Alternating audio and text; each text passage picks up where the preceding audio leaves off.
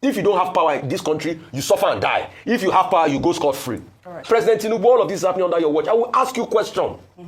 All right. Láyé Onígbọ́n nǹkan ṣẹlẹ̀, láyé Àrẹ̀sà ní nǹkan ṣẹlẹ̀. So láyé Tinubu ní gbogbo eléyìí ṣẹlẹ̀. All right. It's in the era of President Tinubu, all of this happening. We have to speak truth to power. All right. Let's call a spade now. What country are we living in? All right. Okay. The leader is the moral head of every country. The leader is the moral head. There are legal processes. All right. Well, in the wake of public outcry following the arrest of activist Martin Oseh, also known as Very Dark Man, the Economic and Financial Crimes Commission finally released a statement on Tuesday defending its right to hold him.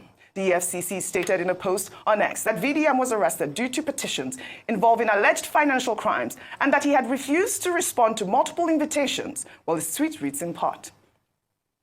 The Economic and Financial Crimes Commission, in the exercise of its mandate of tackling economic and financial crimes, invited Martins Vincent Oseh owing to a series of petitions bordering on sundry issues of alleged financial crimes raised against him. He refused to show up in spite of several invitations sent to him through his known addresses and medium of communication. The petitions pertain to grave allegations of financial malfeasance, which cannot be ignored by the Commission. The EFCC has a lawful right to hold Oseh in custody, like any other suspect being investigated by the Commission. The appropriate remand order was obtained. In this regard, he has been offered an administrative bail and will be released after fulfilling all the bail conditions. Well, you know, this, of course, tweet has garnered a lot of reactions, Vimbai, really, because a lot of people, you know, were saying, really, was VDM really invited by the EFCC and declined? I mean, because we've seen several videos of VDM, you know, saying that EFCC cannot even invite him in the first place because he has no, you know, charges for any reason whatsoever. But let me take this tweet from Chooks. He wrote, a video has emerged showing that EFCC extended an invitation to Very Dark Man. However, reports suggest that he allegedly refused to acknowledge or respond to the invitation. Well, let's take a look at that video posted by Chooks. It is noteworthy that the Commission extends an invitation to the ex-convict and the Very Dark Man to come and assist the Commission in unraveling the identities of the officers of the Commission to whom the alleged bribe of the sum of 15 million naira was paid. Regrettably, up to this moment, none of them have honored the invitation. While appreciating the seriousness attached to this incident and the noble steps taken by this Honorable House to unravel the truth contained in this allegation in the viral video for the sanctity of the institution and the nation Nigeria, the Commission wishes to assure this Honorable House and the general public that on our part, we are committed to getting to the root of this matter and appropriate actions will be taken accordingly. All right. I mean, this was during the saga of Bob Risky. I believe VDM had made some comments at that time, and then you have it here where the EFCC actually did, you know, make a press conference to invite him to their, you know, office. Meanwhile, supporters of VDM continued their protest yesterday, demanding his release. Outside for VDM, 100. Oh yeah, now let's calm down. Why are they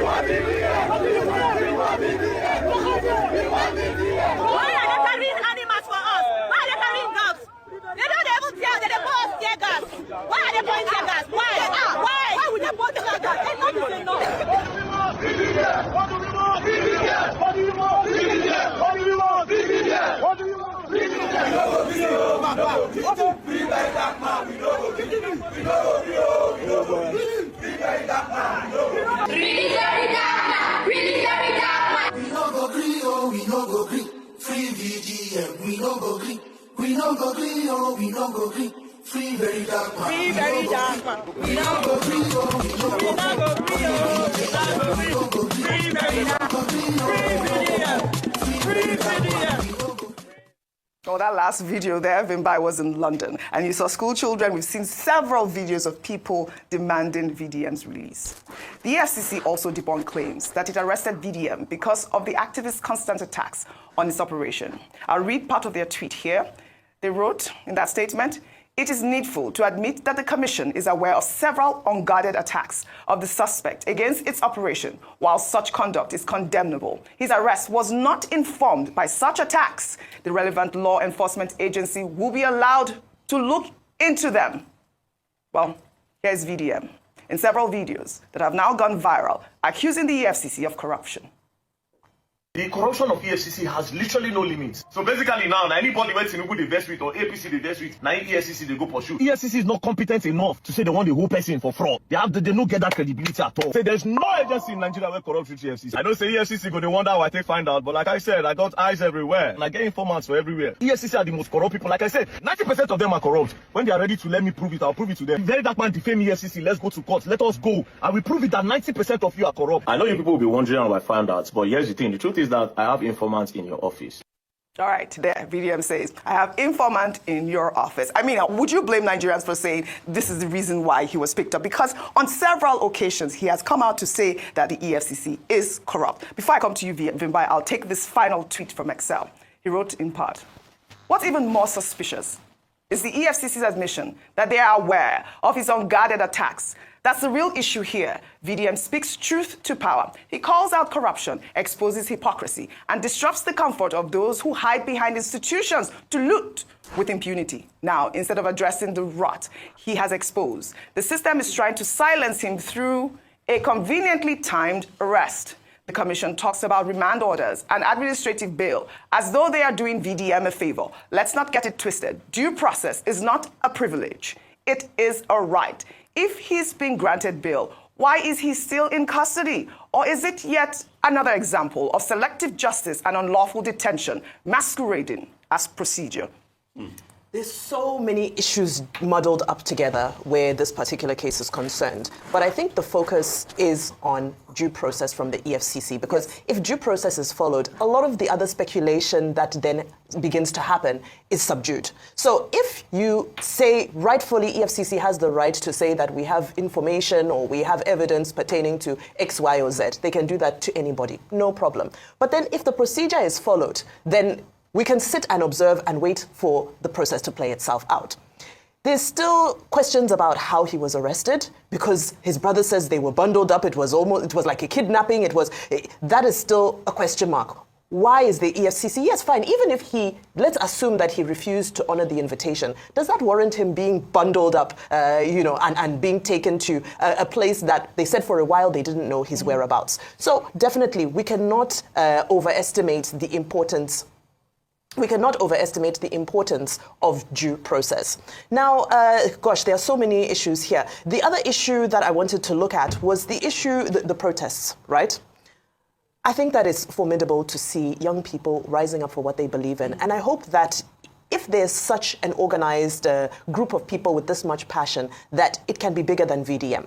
I hope that it can be about the core foundation of the issue. As much as this is what has triggered this, it's important for us to also remember that, yes, okay, let's protest free VDM and so forth. It can be anybody tomorrow. So let's remember to have a wider conversation around we're protesting the fact that there needs to be due process in this system. Right. Nobody should be witch hunted or appear to be witch hunted because they want to call out the powers that be. The EFCC maintain that they have a case. Well, let's hear what that case is. Right. And we hope that from now on, things can be done by the book. Right. I agree that the buck stops with the president. He's the leader of the land. You see, we forget. We can all say that the president does not have anything to do with the court.